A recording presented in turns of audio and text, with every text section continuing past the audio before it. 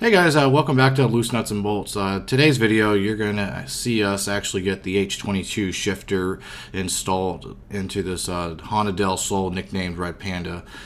Basically, with this conversion here, one of the more difficult things you got to do is actually modify the actual car's chassis. In this case, the Red Panda actually originally came with an automatic single cam D series motor, which used a rod style shifter, which every Civic and Integra of this particular year use this style of shifter, not a cable based shifter like what the Preludes use. So basically what you guys are watching right now is Matt basically making some room, making a larger hole for the actual shifter itself and mechanism to actually fit. We've already kind of pre-measured and got an idea of where we want the actual shifter, where it won't hit the e-brake and all that. But later in the video, you'll actually see us cut some holes and actually fish it through the actual firewall. But at this point, we'll see you guys a little bit later in the video, and I'll see you guys later.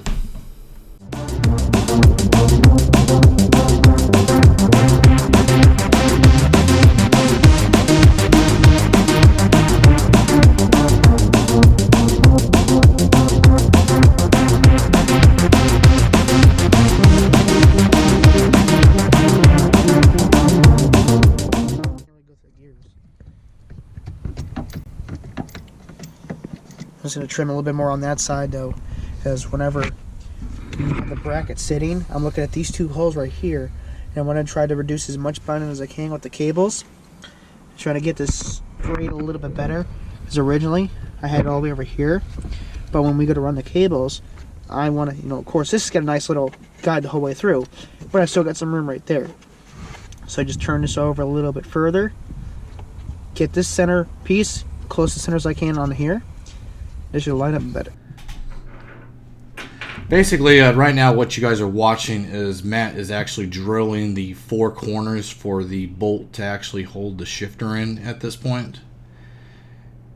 And I will see you guys in a little bit later. So we've already trimmed off all the excess metal that we don't need or needed out of the way. And whenever it was not in the way or interfering with the linkage, we didn't bother cutting it, so there's no point. So, we are right about there. I gotta remember where I put the other bushing at. Oh, here it is. Put it right on the ground. Yeah, right here. So now, I could probably move this carpet out of the way a little bit. No big deal.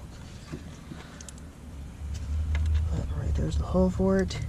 It basically just drops right through.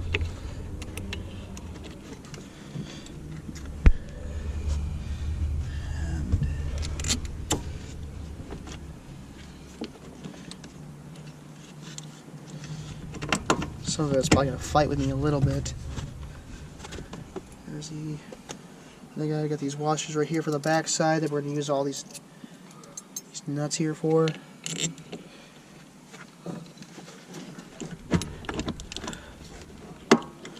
Come on. There we go. Last but not least, this guy. There we go. Bingo. So, when you guys do your Del Sol shift linkage, you want to put you end doing a cable shifter instead of a rod style. That's a simple and easy way to do it. Besides taking all the interior pieces out, it literally took us maybe 5 minutes, if that, of cutting and drilling the holes for it. And on top of that, the holes don't even have to be exact, because these are rubber bushings and you got a little bit of play with it, so you can still shift it around if you need to. The way I did it, of course, I started right from here. Figured drill this hole first, gets right where I had, good linkage the whole way around. No big deal at all. Then simply use this as a pivot point to go back and forth, so I can line this guy up with that, and that's pretty much about it. So once we're done here, we're gonna go underneath, put the washer and nut on, tighten them all down, and then we're gonna run the cable linkage itself. And that should be it for this part. Oh yeah, one more thing with the Del Sols, to get a little bit more clearance. I don't know if you guys can see that. This is part of the AC vent. We opted to cut it. Sometimes you can put a little bit of pressure, but we ended up just opting to cut it, just because we don't really plan on needing AC, at least in the center point, because we got AC right up in here. Let's get the vents in the... So if you actually look, these are the vents for this particular item, which I really don't care about my hand getting some air conditioning. So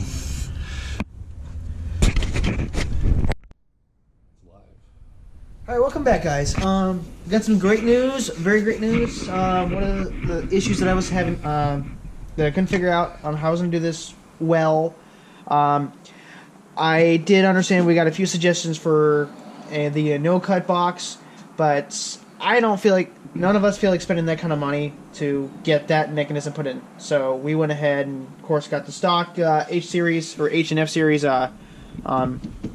shifter linkage and, shifter assembly. And as you can see, it's in nice and tight. This guy is not going anywhere at all. We already drew the screws in. And for the back, what I ended up doing was drilling 2 holes. Can't really see that. Hold on, let me get my flashlight on there. Never mind. One sec. Alright. That's what we managed to do. Drill 2 small holes. So it does not look that badly butchered up. It actually looks somewhat clean. We used a hole saw on it, along with my Milwaukee electric ratchet 3/8,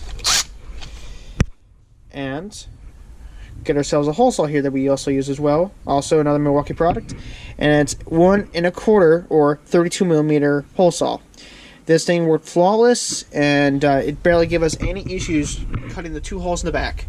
But yeah, that's where we are right now, and that's about it. We are in the process of continuing with the shifter linkage, running it properly. I have noticed on some of the Facebook pages and other Honda Tech forums that a lot of people have been running the shift linkage for the H series and F series up between the bottom of the frame and or the unibody, whatever you want to call it, and basically right between this cavity. Well, I didn't like that idea, and I'm not too sure about Jason, but I didn't like that idea personally, and I wanted something a little bit cleaner, look a little bit better. So what I did was I drilled like a few pilot holes, and I have my borescope here. I was actually able to literally look in through it and determine, because I noticed that there was a cavity behind the subframe. Basically, behind this piece, there's like a few pieces of sheet metal that have been kind of like molded and spot welded to the bottom of the frame. And I noticed this cavity was just after or just before the shifter linkage where it comes on through. So I decided to go ahead and drill a few pilot holes and see what I could find. Turns out there's nothing in here, and I went ahead and drilled a few holes, made them big enough for this guy to go through. And of course, this is the first hole. Go the whole way on through here. And let's see, get around this guy. Now, I'm not too sure if you guys noticed it or not, but that is indeed a hole right there that I drilled on the back side. I don't know if you guys can see that or not, but let's see if I can get a better shot. There we go. That hole right there, I drilled on the back side of it just to snake through. And I couldn't find anything over there other than a wall that looks like it was just 2 open windows. And I couldn't see the light because there was already a hole in the frame, a small one. I couldn't see any light through it, so I figured, okay, let's go ahead and just drill through that. Because if anything, you just cover it up with some window weld and you're good to go. You don't have to worry about anything leaking on you. I went ahead and just drilled one hole, made that hole bigger, and noticed there was a big wall there, drilled another hole through that, and I noticed it came up to the cavity where it was originally on the other side. And then sure enough, as you guys already just seen, that pilot hole that I already drilled through, you can see it through the whole way through. So that tells me that all we have to do is just take this hole saw and cut 2 holes for the shift linkage to come on through. That's going to help us, because the issue that we were having is that as it came up through here or somewhere else, or we had originally come up through here, came up straight to the top, and it wasn't quite, like I said, I've seen a few people just run it between the frame and the subframe. I didn't want to do that. So I figured there's got to be an easier way to do it, and discovered that there was a cavity there, and started drilling the holes, and sure enough, we found a spot that will actually work. And it actually seems like it's going to keep the lines, it's not going to prevent lines from kinking up or binding up as bad, but it's actually going to keep the lines a much smoother line the whole way through.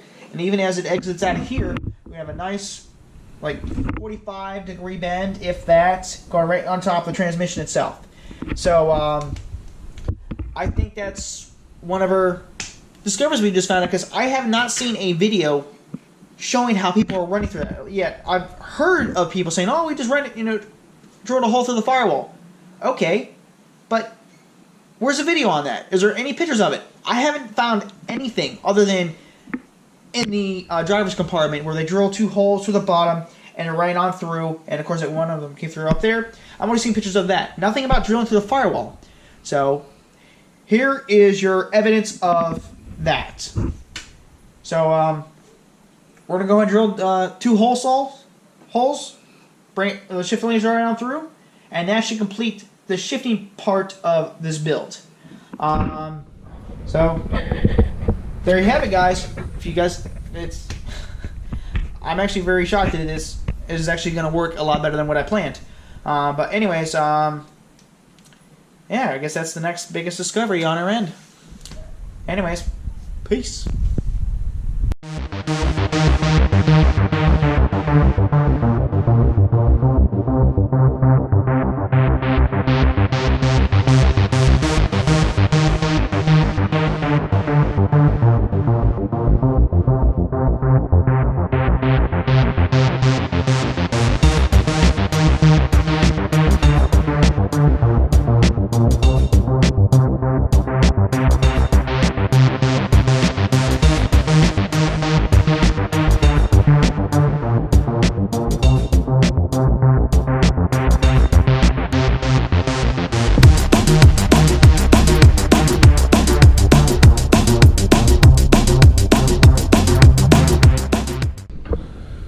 Start right from here.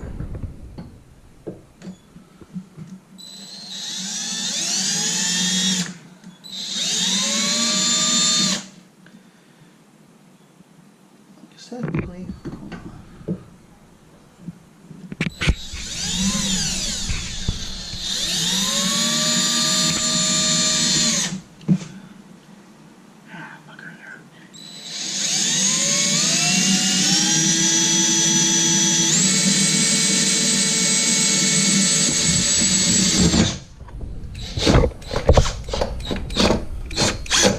yeah, it's trying to walk on me. Okay, where's that bit at? Which bit? It's trying to walk on me. Where's the Allen key?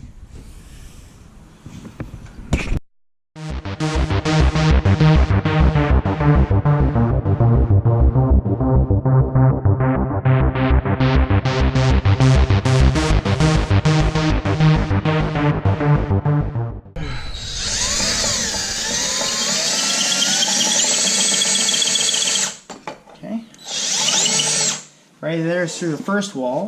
I got the second wall to go through until it actually makes contact on the whole way through. I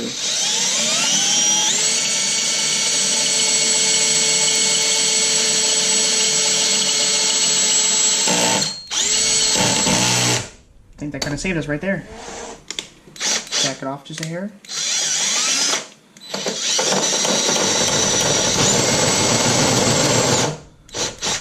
Let me back it off a little bit.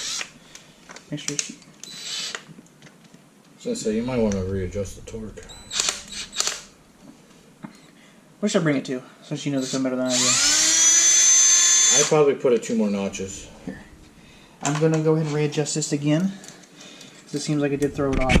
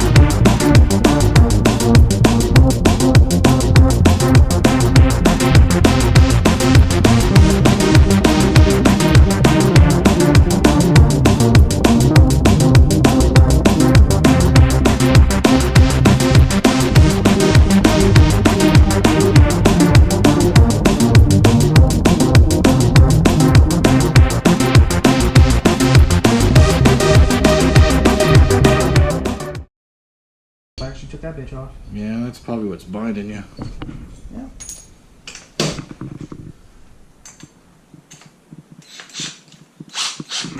You when ready. Fire away.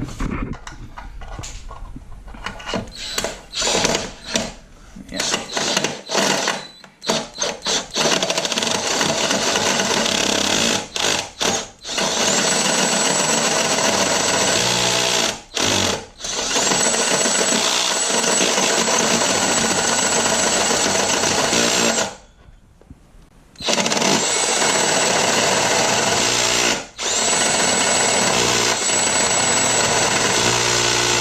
Okay, I'll turn the torque all the way up since I got it finally got it centered out now.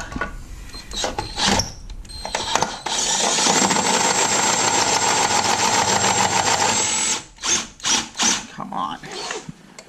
It's slipping on me again.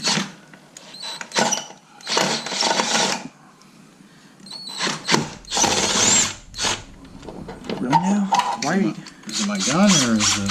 Oh, I don't think it's a gun at all. It's hard to say.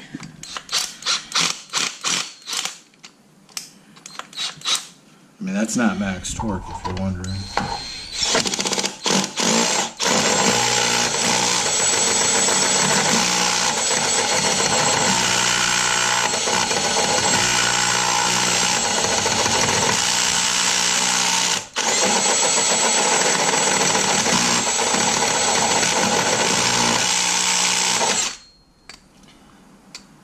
It's obviously cutting through. How's the battery on it? How do you test this one? Back. Okay, go back. Huh. How about this? I mean, I can give you a full battery. It's probably my gun. All I need is a proper fitting for this guy. Where would I find that? Right in my box. If you want, just grab the thing with you. This box? Yes. What size is it? Shoot, start with like a 12.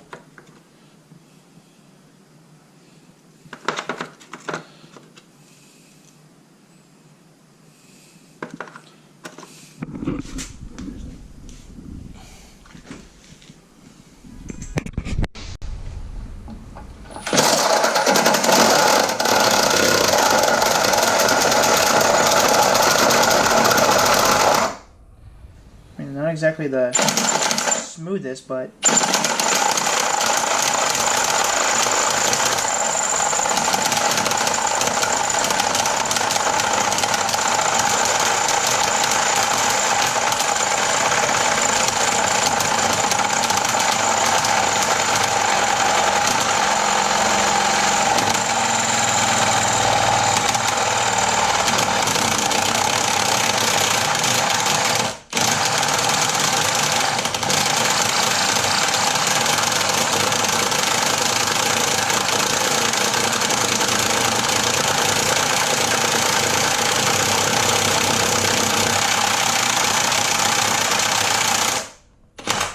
ladies and gentlemen, let's see where we're at now.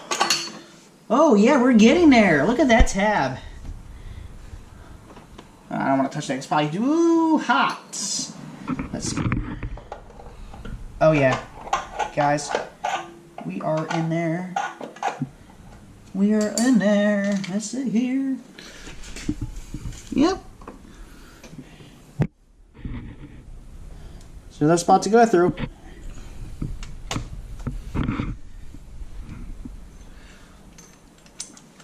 And damn, that's hot. Okay, I think I bent that out pretty far now, so I think it's just best to grab some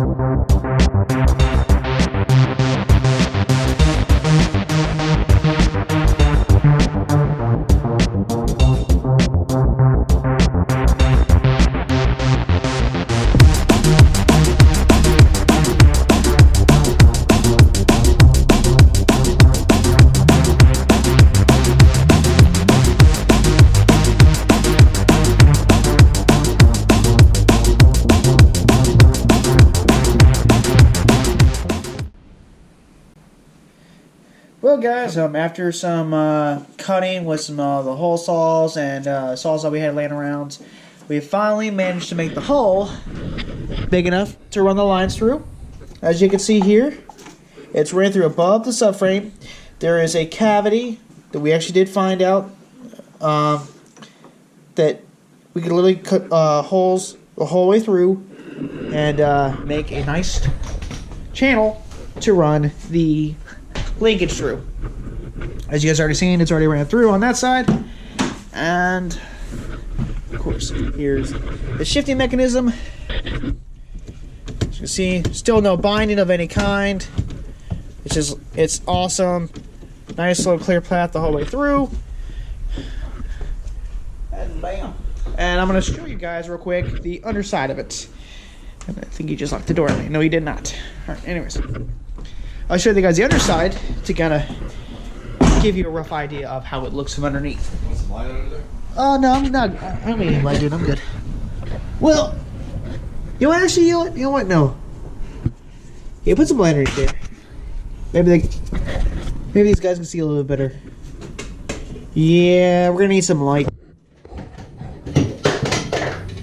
Without dropping anything. Like what I said, I'm sorry, Pat. Come on. Here. Let it shine. Okay, that's works. That's works right there. Alright guys, well. Here's what those holes look like. Damn it, I just shut this damn light off. What the? Use your arrow, looks like. I know. There we go. That's better. He's special, guys. He's very special. Ah, shut the front door. Anyways, there's the holes that I cut. Now I know it seems a little bit, bigger than what it should be for this 2 cables to go through, but ideally one of the ends was so big that I had to cut 2 holes, and it actually makes it easier to run the whole length through. But as you guys can see, it's cut the whole way through. You can barely see it on the other end. I'm gonna go ahead and pass the light underneath, or better yet, maybe I get the. Okay, never mind. He's got it. Now he's gonna shine it through the other end to kind of give you guys just proof that this actually did work. Come on. Yep, there's a light right there. Sorry, I had to tap on the back screen and couldn't see anything. But anyways, yeah, go ahead and move the light around, just kind of, just to show that it's actually done. Okay, yep. So you guys, now all we need to do from this point on with the whole shifting thing is take some sheet metal and just cover up this entire area to protect yourselves from exhaust gases and the Mother Nature and all that good stuff. And we're also going to take some tape in the front to cover it. Cover up in the front just above the firewall. That way we won't have to worry about any water, moisture, or anything causing any issues from the inside with just rust in general. But I will note that when I was cutting through it, there was a total of, well, at this angle, I hit a total of 4 pieces of sheet metal, and that does not make, well, let's see, 1, 2, 3. Okay, total of 4 pieces of sheet metal, and it includes from front to back. So once you guys, use a hole saw, cut through it, go the whole way through. Now my advice to you is have it angled down as best as you can. And you're also going to have to lower the subframe here, because the hole saw that we used, was 1.25 inches. Now to kind of stay below this line, as you guys can see, stay below this line, you have to lower it just so that way this is not being pushed up against that. Or when you have the hole saw laying down, it's just big enough to where it wants to cut up through the whole way. So you just, unbolt the subframe, lower it down a little bit, just enough. Don't have to completely remove it. Put the hole saw through, start cutting through, and then make, of course, 1 or 2 holes. Or you can even go bigger if you want. I'm not 100% sure. But basically, you just have to cut the holes through there. Like I said, have it angled down because it is very close to the underside. Very, very close. But, yeah. Hopefully that, that idea does work because we've tried it, run it between the frame and the subframe. I didn't like that idea because you also have the sway bar in there and it's going to kink everything up. So we decided to go ahead and run at that. And now, as you can see, you got all this extra room. I mean, heck, touches the frame rail. We don't even need to go that far. But yeah, guys, that's an easy fix for that. So let us know what you think. Welcome back, guys. Maddie's looking in the jungle of wires here. I think he's gonna get bit by a Cobra shifter cable. You ever seen those? Those are nasty. Well, that's oh, look at that! Oh my God, look at that! Look at that thing! It came out of the woodwork. Oh my God! It looks like morning wood, guys. Oh my God! Well, let's see here. We got contact right there, and this guy right here too. It's been impregnated. Shut the front door. Look at that! It's mated. What are those? Dude, that works. It fits. Oh yeah. More babies. All right. Anyways, guys, as you can see, we got the engine back in there, and the shift linkage cables actually work like a champ. Here, hand me that light real quick. I just want to give them a good idea of what it looks like on the backside. Guys, that's exactly how it looks. Clears the top of the mount, and bam! I mean, seriously, look at that. Plenty of room. So now, those guys, just keep them with you for right now. Guys, we're gonna put these guys in real quick. Kind of just do like a quick little. Not really. Huh? Gotta put them on the other side instead. Don't pull them on it yet. I don't have it in. You get a little bit happy with that shift linkage. Oh, come on.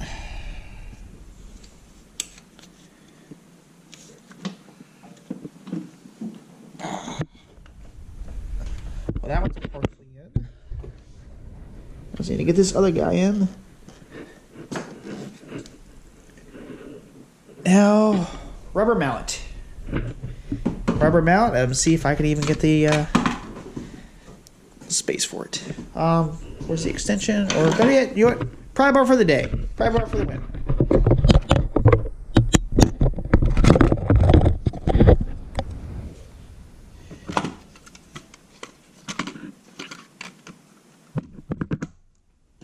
There we go. Damn it.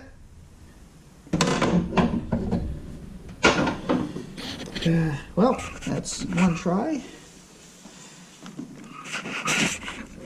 That'll be better.